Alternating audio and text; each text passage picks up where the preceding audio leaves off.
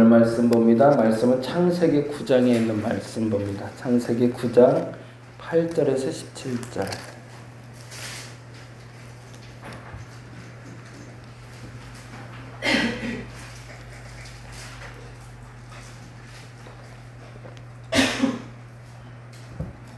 창세기 9장 8절에서 17절까지 우리 함께 교독할까요? 제가 8절, 여러분이 9절, 17절은 같이 읽습니다. 하나님이 노아와 그와 함께한 아들들에게 말씀하여 이르시되 너희와 함께한 모든 생물 곧 너희와 함께한 새와 가축과 땅의 모든 생물에게 세우리니 방주에서 나온 모든 것 곧 땅의 모든 짐승에게니라. 내가 너희와 언약을 세우리니 다시는 모든 생물을 홍수로 멸하지 아니할 것이나 땅을 멸할 홍수가 다시 있지 아니하리라. 하나님이 이르시되 내가 나와 너희와 및 너희와 함께하는 모든 생물 사이에 대대로 영원히 세우는 언약의 증거는 이것이니라. 내가 내 무지개를 무슨 속에 보내니 이것이 나와 세상 사이의 언약의 증거니라. 내가 구름으로 땅을 덮을 때에 무지개가 구름 속에 나타나면 내가 나와 너희와 이 빛을 가진 모든 생물 사이에 내 언약을 기억하리니 다시는 우리의 모든 절에 너는 소리가 되지 아니할지라. 무지개가 구름 사이에 있으리니 내가 보고 나 하나님과 모든 육체를 가진 땅의 모든 생물 사이에 영원한 언약을 기억하리라. 함께합니다. 하나님이 노아에게 또 이르시되 내가 나와 땅에 있는 모든 생물 사이에 세운 언약의 증거가 이것이라 하셨더라. 아멘. 예, 오늘은 노아의 방주를 마치고 나온 노아 이야기를 시작으로 같이 하나님의 무지개 약속을 기대하십시오라는 제목으로 같이 말씀 나누려고 합니다.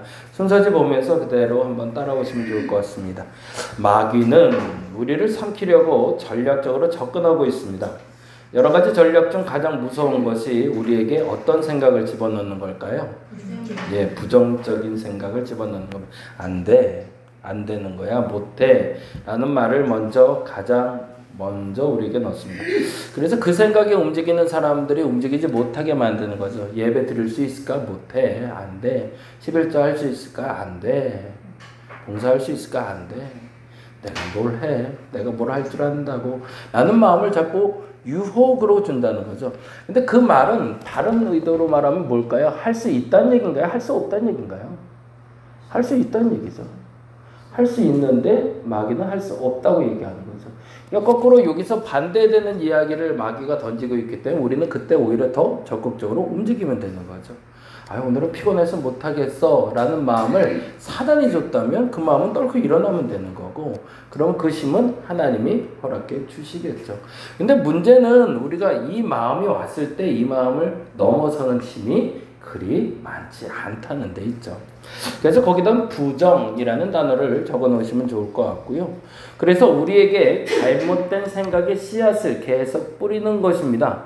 본문 속에서는 이렇게 얘기하고 있어요. 노아의 눈에 가장 먼저 들어온 것이, 노아의 눈에 가장 들어온 것이 무엇인지 생각해 봅시다. 가장 먼저 노아가 봤던 게 뭘까요? 지난번 성경 공부 때 이 얘기를 좀 했는데, 그의 마음속 생각과 달리 그가 처음 대면한 세상은 뭐라고 되어 있어요? 홍수가 난 지역에 정리되지 않은 상태이기 때문입니다. 그가 마음은 어떤 마음을 품었을까요? 40일이 비가 내렸어요. 그리고 150일 동안 물이 감해지고 드디어 땅 아래로 내려왔단 말이에요. 그러면 어떤 세상이에요? 진짜 새 날과 새 땅이 열려야 되잖아요. 문을 딱 열고 나왔을 때 푸르른 숲과 나무와 잔디와 동물들이 뛰어놀고 이런 지상 낙원이 보여줬으면 좋겠죠. 그게 사실은 생각이었을 거고요. 곰곰이 생각해 보자고요. 우리가 수해만 당해도 알아요. 잠깐 장마가 와서 범람을 해서 집안을 집어 삼켰을 때도 이게 회복되는 시간이 하루 이틀이 안 돼요. 근데 전 세계가 덮였단 말이에요. 그리고 그때 당시에 또 가옥이 있었을 거라고요. 집도 있고 뭐도 있고 다 있었겠죠. 정작 노아의 홍수가 끝나고 그 땅의 상태는 우리가 생각하는 상태가 아니었다는 거예요. 그 지난번에 부요 얘기 제가 드렸었는데 부요에 저희가 지난번에 한번 도와드린 교회가 있어요. 이번에 동기 목사님 만나 뵙고 왔는데 감사하게도 그래도 이제 일어날 힘을 얻고 그래도 가장 먼저 나온 게 예배당이었고 그리고 예배당에서 지금도 열심 내서 하시는데 그 부요의 네 가정이 수박 농사를 지었는데 바닥에 수박은 바닥에 있잖아요. 이게 좀 위에라도 있으면 상관없는데 이건 바닥 식물이란 말이죠. 그러니까 전체가 다 망가진 거죠. 그래갖고 하나도 못 건졌대요. 말 그대로 하나도 제대로 못 건졌는데 정부에서는 씨앗에 대한 보조금 지원이 나온다고 얘기한대요. 근데 정부에 진짜 돈이 없나 봐요. 원래 옛날에 주던 거에 반값인가 반의 반도 안 된대요. 전체 밭이 다 망가졌는데 1억 5천 나오기로 돼 있대요. 한 해 농사 지은 거에 대한 보상비로. 그래서 그거를 준다라고만 얘기했대요. 아직도 나오지도 않았대요. 뭐 지금 뭐 하고 있을까요? 자비 들여서 그 수박 다 긁어내고 다 버리고 바닥 긁어내는 작업을 지금도 하고 있다고 그러더라고요. 사람이 망가뜨린 건 아니지만 홍수가 나서 망가진 땅이 한순간에 그렇게 회복될 수가 없다라는 얘기죠. 우리가 알고 있는 것처럼 노아가 첫 발을 디뎠을 때 그 땅은 척박한 땅이지 행복한 땅이 아니었어요. 그러면 첫 번째 사단이 주기 좋은 생각이죠. 뭘 주면 될까요? 부정적인 생각이죠. 여기서 내가 도대체 뭘 할 수 있을까 하죠. 근데 그때 하나님은 기가 막힌 방법을 택하시죠. 그때 땅을 보게 하는 것이 아니라 하늘을 보게 만드시는 거죠. 그게 참 멋져요. 근데 사실은 하나님도 고민이 됐을 거라는 생각을 해요. 이 본문을 보면서 그랬어요. 딱히 만들어 놓을 게 없어요. 하늘에다 뭘 심어놔야 돼요. 태양만 강렬하게 있어봐야 그건 아무 소용도 없을 거고. 그래서 기가 막힌 생각을 하신 거죠. 햇볕과 물빛이 만나서 만들어낼 수 있는 색깔이 있는 걸 아셨던 거죠. 그리고 무지개를 만들어내시고 그 무지개를 보게 하십니다. 근데요, 한 가지 더 분명한 것은 그 무지개는 영원하지는 않는 거라는 거예요. 순간에 지나가는 거죠. 그냥 이렇게 스쳐 지나갔을 거예요, 아마. 하늘을 봐라 그럴 때 그때 이제 비로소 싹 무지개가 떡해서 야 무지개다. 근데 무지개 보신 분들 알겠지만 그게 얼마나 오래 있나요? 아니 1, 2분 있나? 길게 있으면 한 5분 있을까요? 그러고 그냥 사라져요. 근데 우리에게 희망이라는 건 그렇더라고요. 그게 씨를 뿌리는 거더라고요. 그 한순간이 나에게 일어날 힘이 되더라는 거죠. 성령께서 여러분에게 힘을 주실 겁니다. 부정적인 생각은 사단이 전반적인 것을 바라보면 안 되라고 얘기하지만 하나님은 하나를 보고 될 거라고 얘기하십니다. 그 일이 일어났던 사건이 엘리야 때죠. 엘리야가 3년 동안 가뭄이 났을 때 850대 1로 싸웁니다. 기가 막힌 싸움이었죠. 전쟁에 승리한 거죠. 그리고 비가 오리라 라고 얘기해요. 그리고 본인의 종 보고 저 산 꼭대기 올라가서 뭐를 보라고 그러죠? 구름이 오나 봐라 그렇잖아요. 근데 걔도 참 정직해요. 그냥 옵니다 스승님 그러면 될 걸 안 보이는데요 그런단 말이죠. 또 가. 그럼 몇 번 가죠? 7번을 갔다 그래요. 7번을 갔는데 이 친구가 봤던 게 있습니다. 뭘 봤죠? 손바닥만한 구름이래요. 자기 손바닥으로 이렇게 가릴 만한 구름을 봤다는 거죠. 근데 그 다음 표현이 뭐 있어요? 그 다음에 엘리야가 뭐라고 하죠?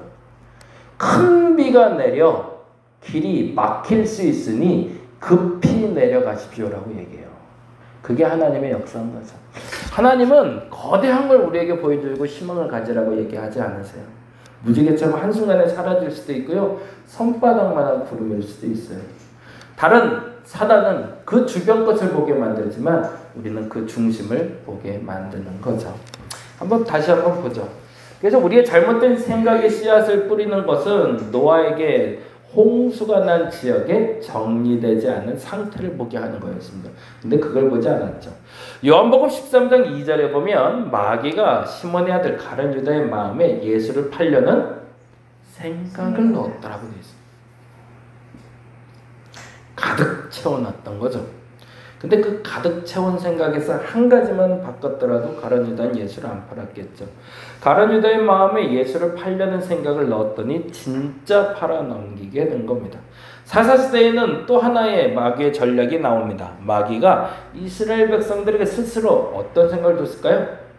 옳다라는 생각, 스스로 옳다고 생각하는 잘못된 생각을 넣습니다. 두 가지네요. 그러면 부정적으로 해서 비관하게 만들거나 잘난 척해서 교만하게 만들거나 둘 중에 하나를 취하는 방식이 사단이 취하는 방식이겠네요.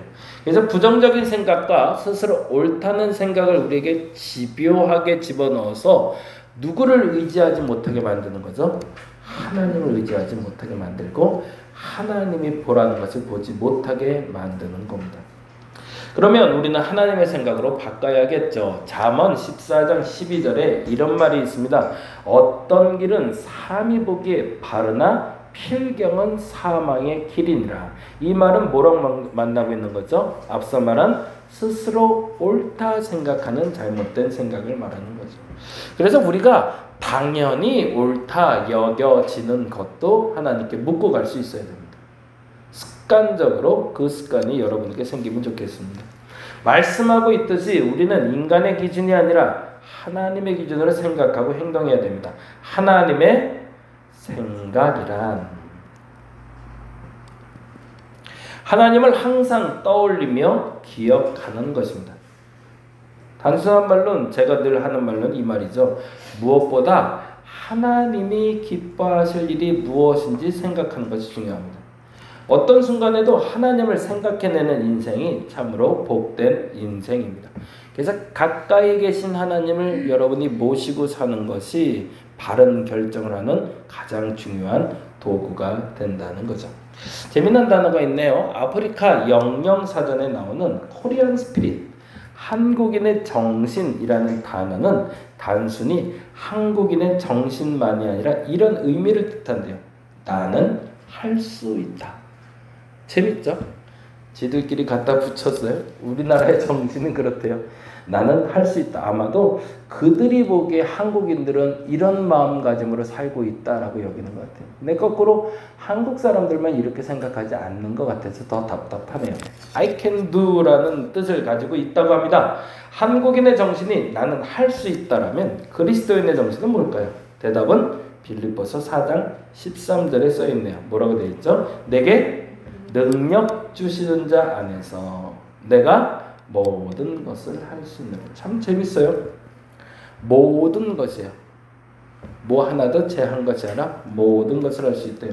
근데 나는 할 수 있다가 아니라 내게 능력 주시는 자 안에서가 전제가 되는 거죠. 그게 그리스도인들의 정신이어야 됩니다. 환원하면 그리스도인의 정신은 하나님과 함께라면 무엇이든지 할 수 있다라는 것입니다. 내게 능력 주신 자 안에서 내가 모든 것을 할 수 있다는 건 하나님이 함께 있다면 뭐 못할 게 있을까라는 생각이 든다는 거죠. 하나님과 함께라면 그리스도인에게 불가능이란 없습니다. 본문으로 들어가 볼까요? 노아가 만난 세상은 앞서 말씀드린 대로 홍수가 범람한 후 초토화된 세상이었지만 노아의 마음에는 뭐가 있었을까요? 하나님과 함께라는 것이 분명해지자 그는 땅이 아니라 하늘을 바라보게 된 거죠. 성경에는 너희를 향한 나의 생각을 내가 안 하니라고 되어 있어요. 너희를 향한 나의 생각을 내가 안 하니 그 생각은 뭐라고 되어 있죠? 평안이요 재앙이 아니니라. 너희에게 미래와 희망을 주는 것이니라 라고 예레미야 29장 11절에 말합니다. 하나님의 생각은 전제가 있죠. 마귀의 시험에 넘어가지 않은 사람들, 그 시험에서 넘어가지 않고 교만해지지 않고 자기 비하하지 않고 하나님을 가까이 하며 하나님의 생각을 가진 사람들, 그들에게 뭐가 있다? 평안이 있고 희망이 있다라고 얘기합니다. 하나님으로 인하여 우리에게는 절대 희망의 미래가 주어져 있습니다. 이 희망은 흔들리지 않는 희망이죠. 노아는 그리고 나서 땅을 봤을 겁니다. 그리고 그 척박한 땅을 바꾸어야겠다는 결단을 하게 되는 거죠. 그리고 첫 수확물이 나올 수 있도록 포도나무를 심는 일을 시작을 합니다. 그리고 씨를 거둘 수 있는 과정들을 만들어내죠. 하나님이 마련해 놓으신 뭐를 바라보며? 무지개를 바라보며 오늘의 고난을 이겨내시기 바랍니다. 하나님과 함께할 때 오늘의 시련은 시련이 아니라 축복의 시작이 될 겁니다. 많이 어려운 시기예요. 정부도 그렇고 지금 뭐 홍범도 장군도 지운다고 하시고 도대체 왜 그러시는지 모르겠는데 하여튼 뭐 여기서 빵 저기서 빵 여기서 빵 터져요. 그래서 너무너무 속상해요. 이럴 때 뭐 해야 되나. 도대체 평안이라는 건 찾을 수 없는 시기를 살아가고 있어요. 원칙이라는 것을 완전히 무너뜨리는 시기가 왔는데 이때 뭐 해야 될까. 근데 사실은 여러분 스스로 이제 판단하고 결정하시고 행동해야 될 때라고 생각합니다. 그리스도인들은 기도만 해서는 안 됩니다. 제발 부탁드리는데 기도만 해서는 안 됩니다. 기도하고 우리가 해야 할 일을 찾아야 될 겁니다. 그것이 뭐 촛불을 들라 뭐 이럴 수도 있고 횃불을 들라 이럴 수도 있고 이러다 진짜 촛불이 아니라 횃불을 들 수도 있겠다 싶을 정도로 지금 심각한데 이럴 때일수록 예민해져야 되는 거죠. 뭐에 예민할까요? 첫째는 이게 하나님과 함께하는 게 맞나? 라고 물으셔야 됩니다. 하나님 까불면 죽는다고 얘기했던 목사님처럼 그런 실수 안 하도록 우리가 하나님 앞에서 어떤 판단을 해야 되는가를 내 감정에 치우치지 않고 움직일 수 있어야 된다는 거죠. 그래서 오늘은 세 가지를 기억하시면 좋겠어요. 첫째는 자기 비하도 하나님의 생각이 아니다라는 겁니다. 난 안 돼, 난 못해, 난 못할 수밖에 없는 존재야. 아무것도 안 돼, 할 수 없어. 포기, 그것도 하나님의 생각이 아니다. 두 번째, 교만함도 하나님의 생각이 아니다. 세상은 불의하다. 결론 지어버리고 정의가 다 죽었다 라고 말하지 않고 다시 한번 복귀하며 그 안에 정의를 찾아낼 수 있도록 해야 되겠죠. 그리고 마지막 세 번째 너무 중요한 게 있습니다. 내가 교만하고 겸손하고의 기준은 하나님이거든요.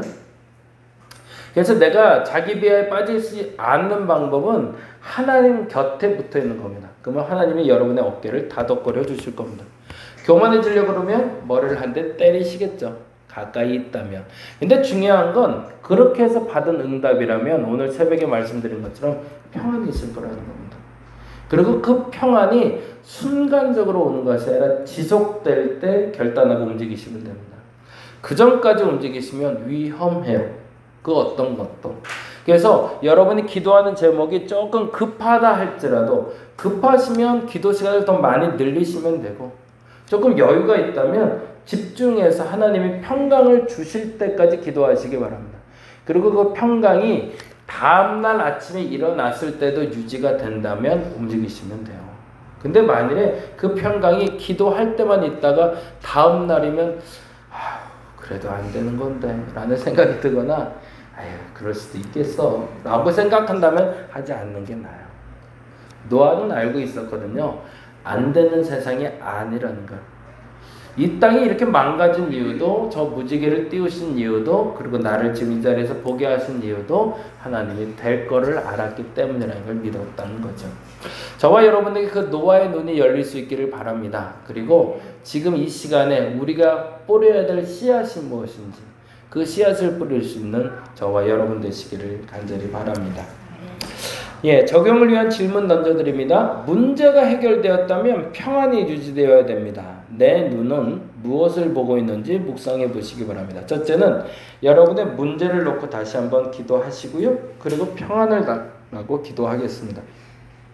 그런데 그 평안을 갖지 못하는 이유는 보지 말아야 될 걸 보고 있기 때문이거든요. 그럼 난 지금 뭘 보고 있을까? 땅을 보고 있는 게 아닐까? 무지개를 보았는데 난 지금 무엇을 봐야 될지 그것에 집중하시고 하나님이 보여주시는 아주 짧은 시간의 무지개라 할지라도 한 점의 구름이라 할지라도 그 구름을 바라보시고 평안을 달라고 기도할 수 있는 시간 되시기 바랍니다. 찬송가 327장 우리 찬양하고 잠깐 기도하고 우리 돌아가도록 하겠습니다.